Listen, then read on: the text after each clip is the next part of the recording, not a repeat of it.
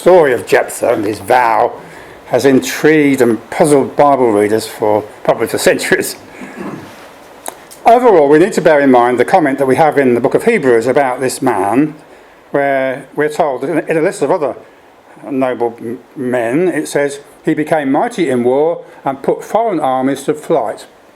So he's there in that list of people of faith, alongside Gideon and people like that, as an example of somebody who we should copy as an example of a man who put his faith in God. So he goes down in God's book as a great man. And that's something we must remember before we start thinking about him. It's a fact, as we just read a few minutes ago, that Jephthah had a bad start in life. He was the son of an unknown man called Gilead. We don't know who this Gilead was, no background to him, who had an ordinary wife and had many sons, but he also had this son Jephthah by a harlot, it says in verse 1, a prostitute. So he was only a half-brother to all the other sons of the Gilead himself. And when Gilead died, not surprisingly perhaps, in verse 2, they thrust him out. They said, you're not going to inherit along with us. You're not a genuine son of Gilead and his wife. So he had to run away, and he fled, it says in verse 3, to the land of Tob. I'm not quite sure that's how you pronounce it, but it sounds like Tob. Well, I'm sorry, I've gone backwards and forwards there. We're not quite sure where Tob it was, but it's thought to be somewhere up in the north east there on the map. That's in Syria today, and that's Gilead, where the big dot is down the bottom there. So right up next to the Sea of Galilee, somewhere over on the right there, is a place called, we think it's probably called Tob. It's mentioned only in one other place in the Bible, that's in the 2nd of Samuel, and there it's called Ishtob, so maybe it's not even the same place, but it is associated with Syria there, so that's important. Anyway, he's somewhere up there in the north. But now trouble comes to the inhabitants of the region of Gilead, because as you see, it says in verse 5, the children of Ammon made war against Israel. Now if we look at the map again, I'm sorry, I didn't label those, did I? Yes, there's Mizpah in Gilead, and there's Tob question mark somewhere up there. Okay, so the next stage is that Ammon, people of Ammon, attack Israel. Now you see from the map that Ammon's on the right hand side, the east side of the Jordan, in what we call Jordan today. And it was an area which was not occupied by Israel, and they are attacking Israel, particularly at first the people in Gilead itself, which is just to the right of the Jordan, but also it appears they went further over the Jordan as well and attacked the people on the west side of the Jordan. But the people of Gilead on the east side next to Ammon are the ones who are in the firing line. And faced with this crisis and lacking any sort of military structure, the Gileadites swallow their pride and invite Jephthah to come back from his exile, because up there in Tob, it tells you in verse 3, he'd assembled around himself a gang of warriors.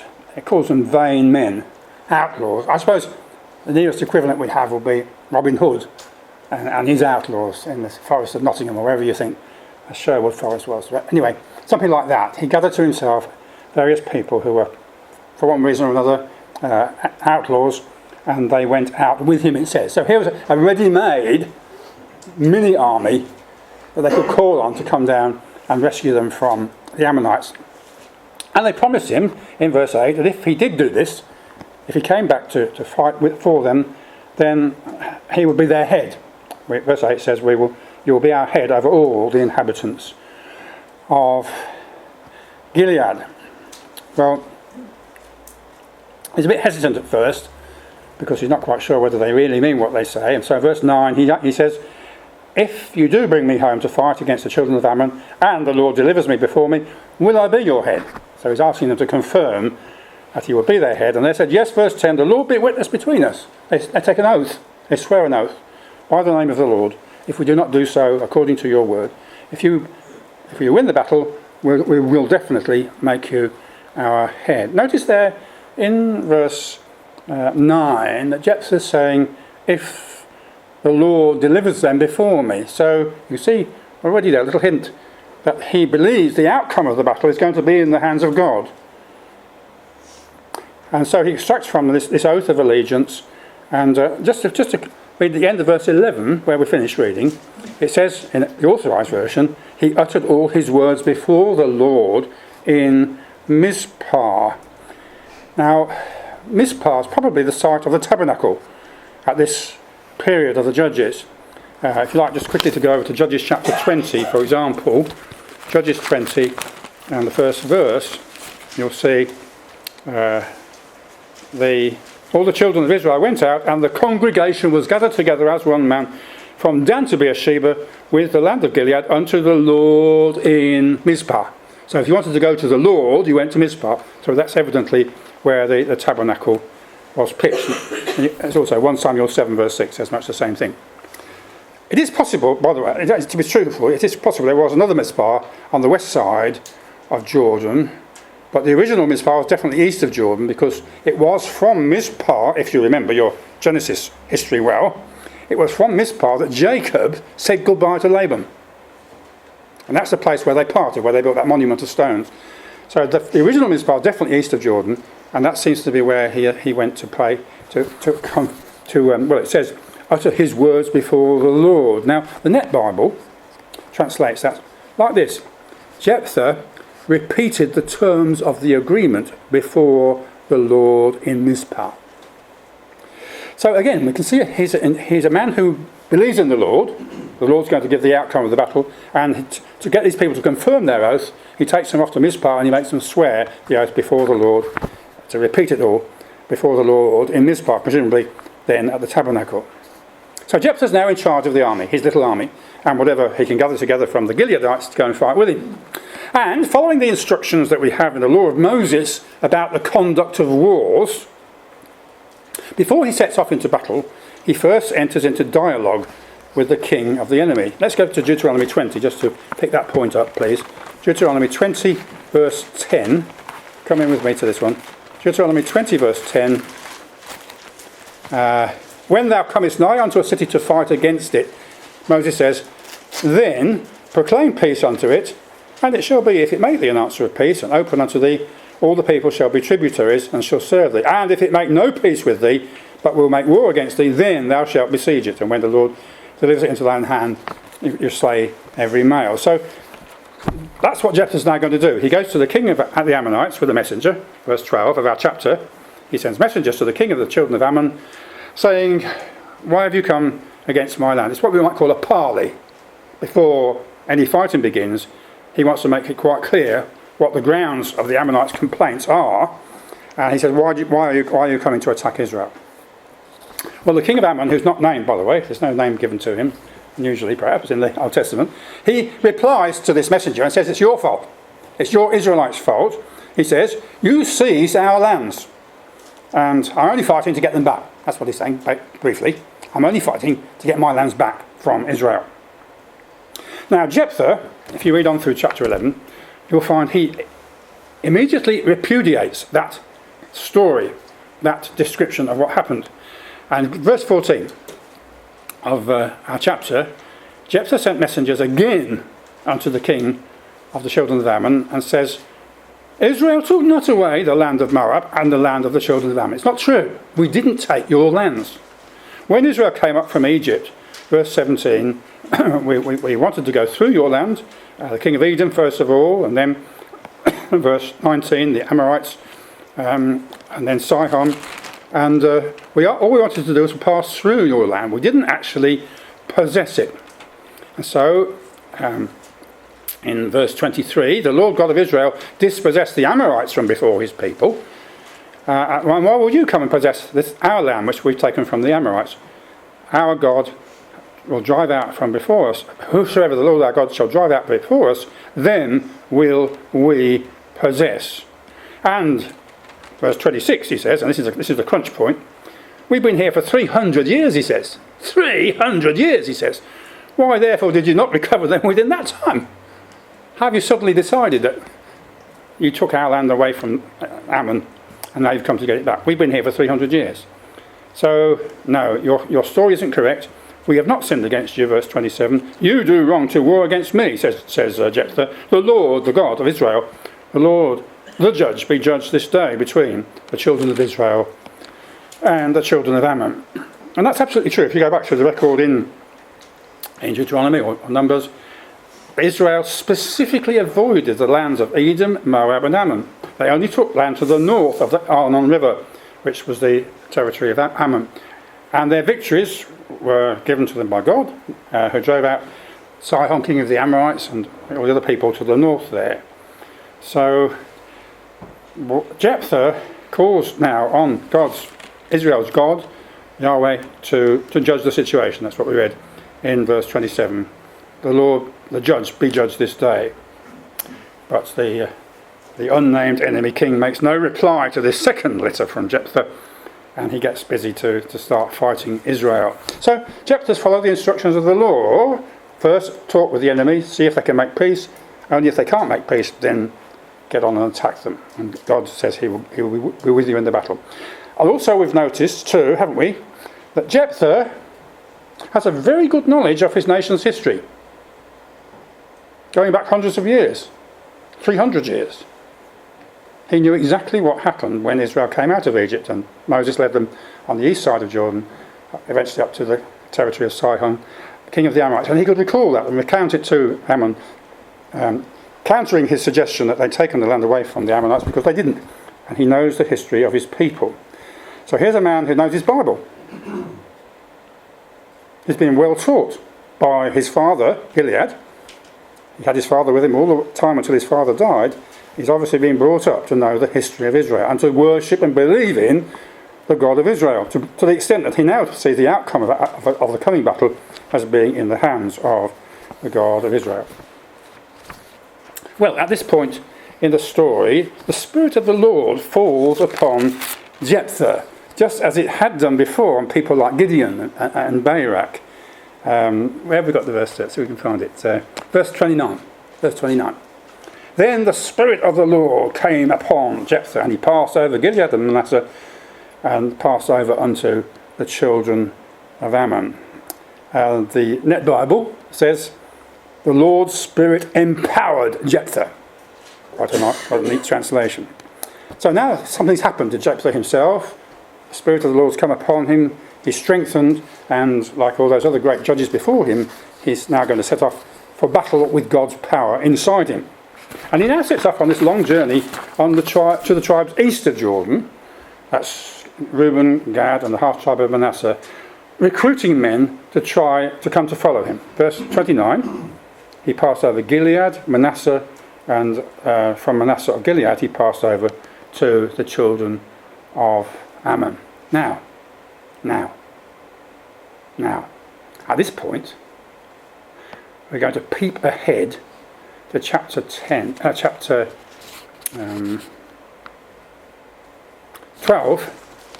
and the first 3 verses. Because here we find something that he doesn't tell you in chapter 11. And this is after the battle's all over. We know, of course, we know our Bible history. We know Jephthah won the battle. But look at chapter 12, verse 1. The men of Ephraim, where would you find Ephraim on the map? Look at the map, it's on the wall. Ephraim's over here. The men of Ephraim, that's on the west side of Jordan, said to Jephthah in verse 1, why did you pass over to fight against the children of Ammon and didn't call us to go with you? We will burn your house upon you with fire. Now, how does Jephthah reply? Verse 2.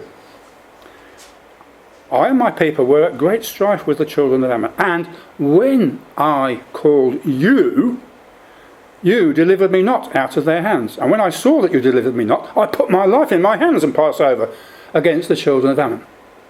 So, it's pretty clear that in his recruiting campaign, Jephthah had actually gone over to the other side of Jordan to try and recruit helpers to come and help him fight. Oh, there he is, going around there.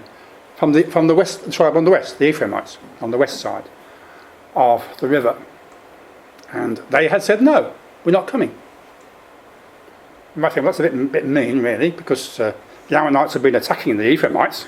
Surely they should help Gilead to fight the Ammonites and get rid of the Ammonites. But no, they said, we're not coming.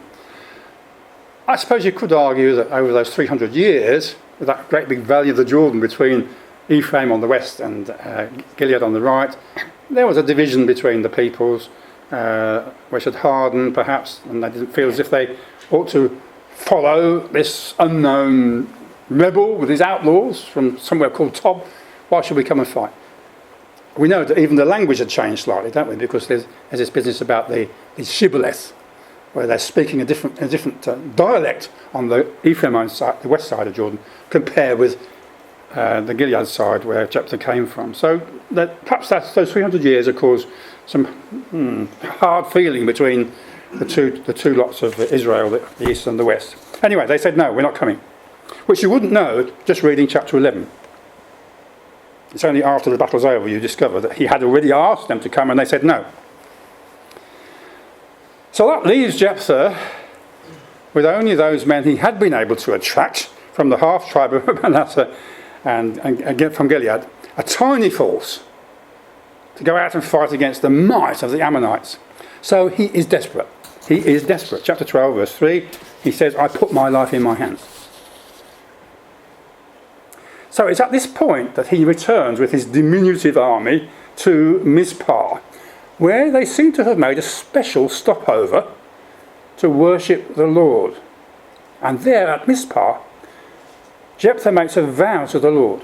He says, if you'll give me victory, I'll give back to you whatever you choose. Whatever you choose. Whatever comes out of my house when I return, I'm going to devote it to you. Now, Jephthah could have vowed his best bull, or a field, or 10% of the spoils of victory. Do you know, I think that's what Abraham did when he went off to fight against the men who had taken his nephew Lot away. He went off with a tiny force of 34 men, was it, something, to go and fight against the great army that had come all the way from Elam and down the side of Jordan, up the other side, taking Lot with them. When he came back to Jerusalem after the battle, what did he do? He went to Melchizedek, the priest, and he gave him 10% of the spoils. And I have a feeling that before we went on this expedition, Abraham too had said to God, give me the victory, and I'll give you 10% of the spoil. Anyway, you can't prove that, but it seems to me a probability. So he made this vow, 10%, not 10%, but anything that comes out of my house, you choose, Lord, what it's going to be. David the king seems to have made similar vows too when he was facing great odds in battle. Have a look, for example, at Psalm 56, just to pick out one out of, well, you've got many examples actually in the Psalms of this, but Psalm 56, take an example from there. 51, 52, there we go. 56, and verse 9. Verse 9. When I cry unto thee, that's God, then shall mine enemies turn back. This I know, for God is for me. In God I will praise his word. In God, verse 11, I have put my trust. And here it is, verse 12. Thy vows are upon me, O God. I will render praises unto thee, for thou hast delivered my soul from death. And so he vows he has made a vow to return to God something in return for God's help in giving him the victory. Thy vows are upon me, O God, he says. Chapter 66 of Psalms. Psalm 66, verse 13. He's been talking about the fighting. Fire went through fire and water, verse 12. And thou, God, broughtest us out into a wealthy place, or margin says a moist place. Here it is, verse 13. Psalm 66, verse 13. I will go into thy house, temple, with burnt offerings. I will pay thee my vows, which my lips have uttered, and my mouth has spoken, when I was in trouble. So David going off to fight, and finding himself against great odds, going through fire and water, verse 12, had cried to God, and he promised God that when he got back, verse 15, if he got back safely, and the battle was won, I will offer unto thee burnt sacrifices of fatlings, incense of rams, bullocks, with goats. And no doubt David did that. When he got back safely from the battle, he did offer those sacrifices he had promised. that he would make to God in return for God's help. So, what we're saying is it's not unprecedented that Jephthah makes this vow for God's help in a dire situation where he's got a tiny handful of men against a great army, and the people he trusted would come and help him from Ephraim said no. So he promised God whatever came first out of his house doors. Let's have a look at the vow more precisely in chapter 11 of Judges again. Go back to Judges, please, and chapter 11, verse 31. Here's the vow. Well, let's read verse 30 to pick it up. Verse 30. Jephthah vowed a vow. If thou, God, shalt without fail deliver the children of Ammon into mine hands, it shall be that whatsoever cometh forth of the doors of my house to meet me when I return in peace from the children of Ammon shall surely be the Lord's, and I will offer it up for a burnt offering. Now, if you've got an authorised version margin, you'll see it says, or I will offer it up for a burnt offering, which gives you two choices there. Something can be the Lord's, or it can be offered up for a burnt offering. The grammar allows for the emerging object to be either an animal or a person. It could have been Jephthah's favourite cow. It could have been his slave. The point is, he was leaving it to God to decide the value of his sacrifice. He didn't actually write it down beforehand and say, I'm going to offer this. He said, you choose, Lord, whatever comes out of my house. Now, you have to bear in mind, of course, that in those days, houses were constructed where the animals lived on the first floor, the ground floor, that's right, yeah, the ground floor. It's called the first floor in Russia. On the ground floor, and the people lived on the next floor above. So the animals were housed underneath where the people lived. Handy in winter time because it keeps you warm, you see, from the animals' heat. So, in faith that God would now help him, Jephthah goes forth against the Ammonite house, and he was granted a resounding victory. In fact, the pursuit reached from a place called Aroah. It's in the next chapter, as we can find it. Verse 32. He passed over to the children of Ammon to fight. The Lord delivered them into his hand. There it is. And he smote them from Aroah, even until there cometh to Minnith 20 cities, with a very great slaughter. Actually, you can work it out. It's about 30 miles range from the top to the bottom. The battlefield occupied something like 30 miles, 50 kilometres for the Russians. So it was a very great slaughter, just like Gideon when he went to attack the Midianites years before. In fact, the net translation there is even more graphic. It says, he wiped them out. He wiped them out. The Ammonites, he wiped them out. That's the net Bible. The Hebrew text actually says that the Ammonites were humbled before the Israelites, which perhaps is putting it a little more quietly. So, from that time onwards, there was no more oppression of the Israelites east of Jordan, and Jephthah could return in triumph to his base at Mizpah. Now, Jephthah's daughter had spent many anxious days while her father was away fighting the Ammonites. She knew it was an unequal contest, a tiny army against a great big one, and she didn't know there's no mobile phones, no Instagrams, none of that stuff, not even postage stamps and things. She didn't know if he was alive or dead. Can you think of a similar situation a bit later on in the Old Testament where somebody's desperate to know what's happened to his family, to his children, to his sons who are out fighting a battle? Come on. David, yes? Who was the father of David? Jesse, and he wanted to know what's happening to his sons. He sent David to find out whether his sons were still alive fighting against the Philistines. David came back with a good message, of course. So it's like that. This little girl, I don't know how little she was. Actually, it's not a baby, this young lady. She's a grown girl, according to the Hebrew description of her. This girl does not know if her father's alive or dead. And then news comes through, after the battle, of a resounding victory, which her father has led. Her father is now famous. He's delivered Israel. And when she heard he was coming home, she was determined to give him a great reception. Like Miriam in an earlier victory over the Egyptians, remember. she went out to meet her father with dancing and tambourines. Let's find it, verse 34. When Jephthah came to Mizpah, his daughter came out with timbrels and with dances. Israelites always love dancing. To this day they do, and every time you go to Israel you see them dancing. Especially in a situation like this of great happiness and triumph and glory because the battle's been won.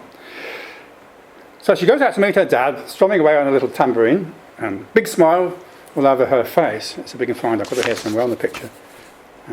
Oh yes, that's Jephthah making his vow. I'm sorry, I got left behind with my pictures. That's Jephthah in desperation making his vow to God to save him at Mizpah, the place presumably where the tabernacle was. And this is what we're seeing now. His little daughter comes out to meet him with her music and a big smile on her face. But when Jephthah saw his daughter emerge from the house, it says in verse 35, he rent his clothes. Now what's that a sign of for an Israelite, to rend your clothes? Extreme distress. Sorry? Extreme distress. Distress, yes, or could be sorrow, could be repentance or mourning. Yes, it's an extreme, it shows he's in extreme distress. That's a good way of putting it. So when he sees his daughter emerge from the front door, he actually rips his clothes apart. And he says in verse 35, alas, my daughter, you brought me very low. You're one of those that trouble me. I've opened my mouth to the Lord and I can't go back. He explains to his daughter why he's heartbroken, because he'd made a promise to God and couldn't go back on it, that whatever came out of his house first must go to the Lord. Now, Jephthah's little girl's reply is very impressive. Verse 36. My father, she says, if you have opened your mouth to the Lord, do to me according to that which proceeded out of your mouth, for as much as the Lord hath taken vengeance for thee of thine enemies. What she's saying is, if my life was to be the price of Israel's victory, I'm happy with that. But she makes one last request, to be given 2 months with her friends, to mourn the fact that she's never going to have children. Verse 37, let this thing be done 2 months, she says, that I may go up and down on the mountains and bewail my virginity. I'm never going to have a child. And so Jephthah agreed to that, and she never married a man. And it says at the end of the chapter that it was the custom of Israelite girls to commemorate this giving of herself to God by this little girl. They used to go and talk to her every month. Where is it? Verse 40. The daughters of Israel went yearly to lament, or the margin, the Authorized Version margin says to talk with the daughter of Jephthah the Gileadite for 4 days every year. They had a national little holiday for the ladies. They go and talk to, or go and lament what happened to Jephthah, the daughter of Jephthah's daughter. We don't know her name. Another interesting point, we don't know her name. They go and mourn what's happened to her. They recount the story. In fact, the word lament there in verse 40, they went to lament, is exactly the same word that we have in chapter 11, verse 40. Sorry, that's where really. In Judges chapter 5 and verse 11. Judges chapter 5 and verse 11, yeah. They that are delivered from the noise of archers in the place of drawing water, there shall they, and here it is, this is the word, there shall they rehearse the righteous acts of the Lord. Rehearse. To tell again the story. I suppose we have to assume that this annual commemoration of Jephthah's daughter died out after a while, because there's nothing we don't hear anything about it later on in the Bible. But it seems as if it happened for the years that followed her the vow being exacted. So now we come to the technical point. What exactly did Jephthah vow? And this topic, as we said before, provides perennial argument. One observation we need to make at the start is that Jephthah, in spite of his rather erratic origins, had clearly been brought up in the fear of the Lord. He had a very accurate knowledge of Israel's history. He insisted that if there was a victory, it would be God who would give the victory. and he committed his own campaign into the hands of the Lord. I think all those things show us that Gilead, his father, had taught him well. He was a godly man. In an age when the nation as a whole were worshipping idols, here's Jephthah, a believer in God, a man who stands out from the rest. That's the first point. He was a Bible believer. The second point, as we've already seen, he made his oath in a state of desperation. Those he could have expected to swell the ranks of his tiny army had turned him down. And so, like David and others before him, he was ready to show his gratitude for the victory through a sacrifice if God gave him the victory. And this is the point. So complete is his trust in God, he leaves God to decide what the sacrifice should be. And when it turned out to be the thing he treasured most of all in the world, his only daughter, he didn't turn back from keeping his promise. Many men would have conveniently forgotten their vow or tried to change the conditions retrospectively. But Jephthah was a man of his word. He'd made a promise, he's going to keep his promise. The question is, what exactly happened to this unnamed but heroic daughter? To supply a credible answer to this question, we have to turn to the chapter in Leviticus about vows. Because you know there's a whole chapter in Leviticus about vows. And that's where we need to go now. It's in chapter 27, please. Let's have a look at Leviticus chapter 27. Yes, it's come up on the screen. So, as it says at the beginning of the chapter, in verse 2, the Lord spoke to Moses, saying, "Speak to the children of Israel and say, when a man shall make," and here comes a singular vow. This is the first example. Now in this chapter we have a number of examples of different kinds of vows that you could make. You could choose what kind of vow you wanted to make. It was optional.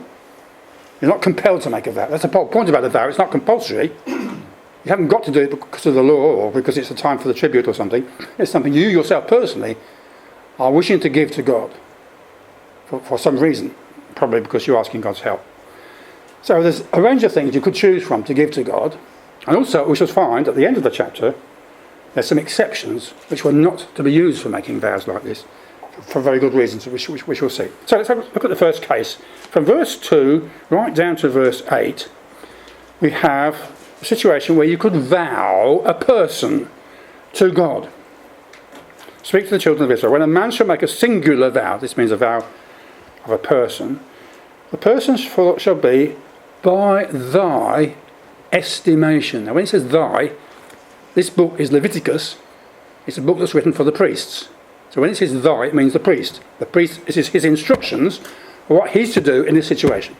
A man's come to him who wants to make a vow of a person, and the priest has to estimate the value of that person. And there's some rules. Verse 3.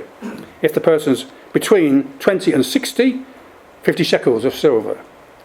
If it's a lady, verse 4, only 30 shekels, half price. Verse 5, if it's a child, from 5 years old to 20, only 20 shekels. And a female baby, a young lady, only 10 shekels.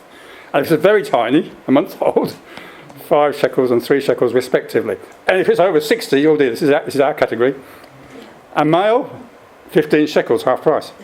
And for the female, only 10 shekels. So I'm afraid the aged ladies don't get on very well. They're not worth very much according to the scale.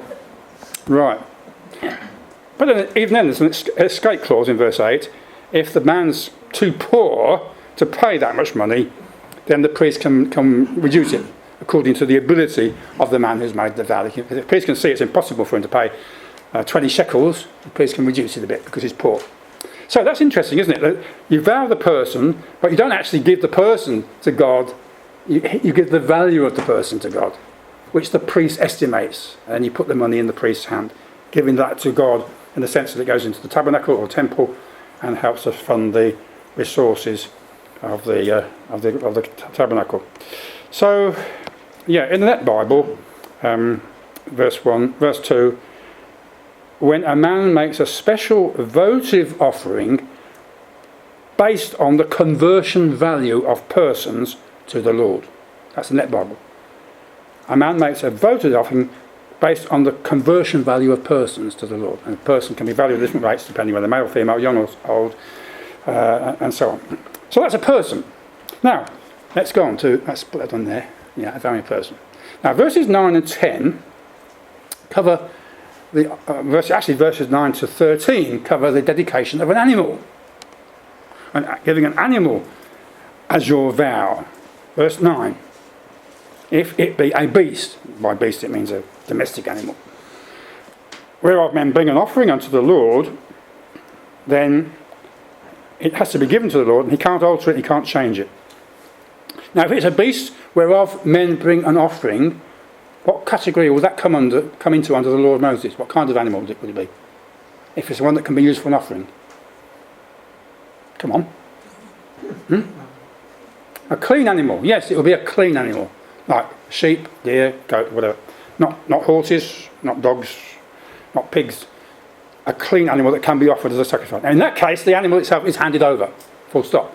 There's no business about valuing it because the animal itself can be given to God. It's usable as an offering. But verse 11, if it's an unclean animal of which they do not offer a sacrifice to the Lord, he presents the beast and the priest values it. He works out what the animal's worth on the market and he says that's what you've got to pay. And that's the case of an unclean animal which can't be sacrificed. You could actually redeem it, have the same animal back again if you redeemed it with money. So, next we move in verse 14 and 15 to a house. You could vow your house. You could say before you set off the battle, Lord, if you give me the victory, I'll give you the value of my house. So in verse 14, the man sanctifies his house and the priest has to make his estimation. Now, that's not too difficult, I suppose. Look at the house agents in the neighbourhood and see how much it's worth. And then you hand over to the Lord that value, that house, or if you want, verse 15, you can redeem the house with money and pay an extra 20% and you can keep the house, but you have to pay an extra 20% if you actually want to keep the house and not hand the house over to the tabernacle or temple. In verse 16 to 21, we've got land. You could vow land. Now this is complicated because, of course, land didn't belong to people. The land belonged to God. And the people only rented the land from God for a period of time. So every 50 years, if you had a bad time during that 50 years and you had to sell your land, it wasn't really your land, then the law said that you have your land back again at the end of 50 years, the Jubilee. So the value of a piece of land was only how many years were left from during which you could grow crops from it until the next Jubilee. So obviously if the Jubilee is coming up next year, the value of the land is very small because it's only worth 1 year's crop. If the Jubilee is 49 years away, then of course it's worth a lot more because you get a lot more crops from it. So in the case of inherited land like that, it's valued up to the next Jubilee and handed over or redeemed with money. Now, that's inherited land, but if, verse 22, you have a case here where the land you bought from somebody else. Now, if you bought the land from somebody else, it still belongs to his family in perpetuity. So, next Jubilee, it's got to go back to his family. So again, verse 22, verse 23, the priest has to value how much time is left to the year of Jubilee, and verse 24, when the Jubilee year comes, that field which you bought from somebody else returns to his family because it's his possession. So, different methods of vowing, people, animals, or even houses or land, the value is worked out by the priest, and he says that's how much you've got to hand over to God. Now we have, at the end of this chapter, some exceptions where you couldn't do that. You see, in most of those cases we looked at, except for the clean animal, which has to be handed over, the vowed person or object could be redeemed with money. But there were exceptions to that, because in verse 26, the firstling of an animal, firstborn, is the Lord's anyway, because all firstborn animals belong to God automatically. So you couldn't vow to give God a firstborn animal because it already belonged to God. So that's excluded there quite clearly in verse 26. And then you've got another situation in verse 28. And this is interesting. Verse 28, notwithstanding, no devoted thing that a man shall devote unto the Lord of all that he hath, both a man, beast, field, shall be sold or redeemed. Every devoted thing is holy unto the Lord. Now, Net Bible translates devoted as permanently dedicated by the offerer to the Lord out of his possessions. If it's in that category, it's devoted, you could not get it back by paying money. Right? Next in verse 20, where have we got to? Sorry. Verse 29. Another category here. None devoted which shall be devoted, RSV, from among men, shall be redeemed, but shall surely be put to death. Here's a category where people have been devoted to destruction. There was,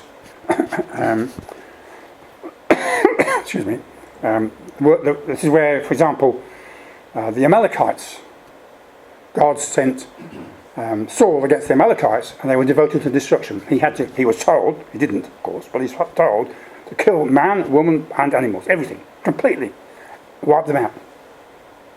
Achan and all his family were devoted to destruction. They were destroyed. Not just Achan, but his wife, his children, and his animals. They all went dead. Actually, the Canaanites too, when they went into the land, were devoted to destruction. Everybody had to be put to death. So this is a category where there's no possibility of buying things back there because they've got to be killed. They've got to be killed because they've been devoted to destruction. So that gets rid of them. And lastly, in verse 30, we have tithes. All the tithe of the land, whether it be of seed of the land or fruits of trees, it's the Lord's. It's already the Lord's. It's holy to the Lord already because every tithe had to be given to God anyway. So you couldn't possibly devote a tithe to God as a vow because it belonged to him already. Those exceptions I think all make sense as long as we understand what it means here in verse 28 and 29. So let's go back to our friend Jephthah and his vow. Judges 11 verse 30 we read. Judges 11 verse 30.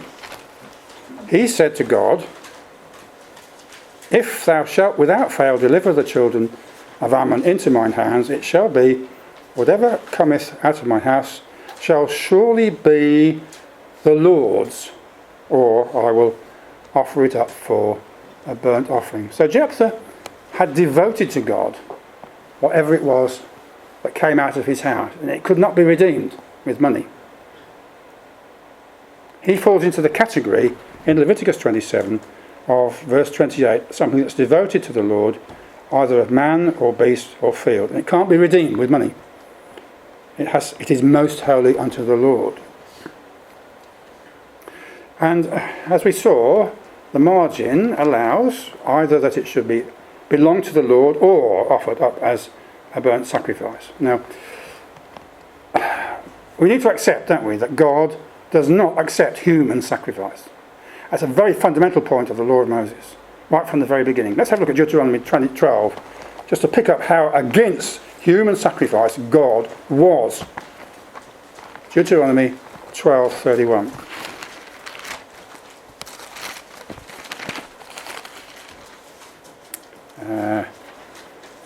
Thou shalt not do so. Thou shalt not do so to the Lord thy God. Every abomination to the Lord have they, that's the Canaanites, done unto their gods, for even their sons and daughters they have burnt in the fire to their gods. And God says that's an abomination, verse 31, an abomination to the Lord.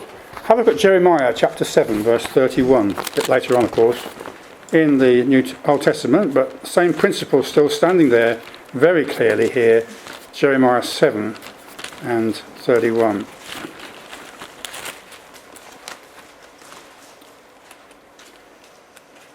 This is talking about the valley of the Gehinnom. They have built the high places of Tophet in the valley of the sons of Hinnom, to burn their sons and daughters in the fire, which I commanded not, and neither came it into my heart, says God. So, offering a human sacrifice would not be acceptable. An animal, yes, but a human sacrifice would not be acceptable to God. So to devote to the Lord for a person as opposed to an animal would have to be to commit him or her to permanent sacrifice in the tabernacle or the temple. And the clearest example of such a thing is to be found in 1 Samuel chapter 1. Have a look again with me at 1 Samuel chapter 1. And you remember the vow that Hannah made to God. She wanted a baby. She desperately wanted a baby. And she made a vow to God. 1 Samuel 1:26. I am the woman that stood by thee here, praying unto the Lord. For this child I prayed, and the Lord has given me my petition which I asked of him. Therefore also, here it is, have I lent him to the Lord. As long as he liveth, he shall be lent to the Lord. So here we have a situation where this little baby was born as a result of the vow, and his mother had already said, when the time comes, he will be lent to the Lord. She was in desperation, like Jephthah. She'd been nagged and nagged to tears by her rival wife, Peninnah, because she was infertile.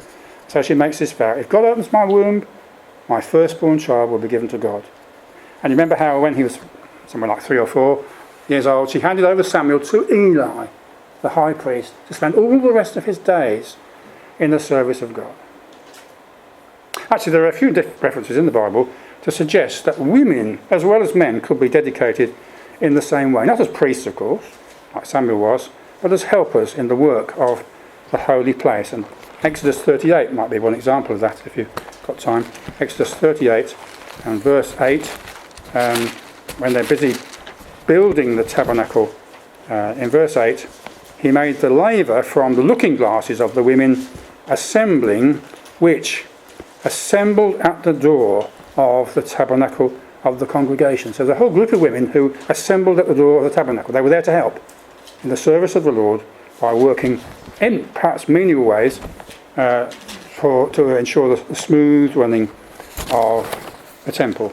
And in the New Testament, in Luke chapter 7, you've got Luke chapter 2. Sorry, you've got Anna the prophetess, who became a widow, and for all the rest of her days, and there were a lot of them, years and years and years, she stayed day and night in the temple, serving God, praying to Him, and she devoted herself to God after her husband died and never married again. So, I think myself that's probably the most reasonable answer, that she was devoted to the Lord, as we read in that chapter in Leviticus, the chapter about vows, as somebody who was not to be put to death, because that's a different category. That's the Karem, where you're like the Canaanites and Achan and the Amalekites, they're devoted to destruction. She's devoted to the Lord to help and serve in the temple. So, in summary, we can say that Jephthah knew his Bible history. He certainly had faith in God. When his friends let him down, he had to take a vow in order to secure the help of God, and he left God to decide what the price would be. And when the price turned out to be his most precious possession, his little girl, he kept his promise. And so his vow committed his little daughter irrevocably to the service of God. She never married. He would never have a grandchild.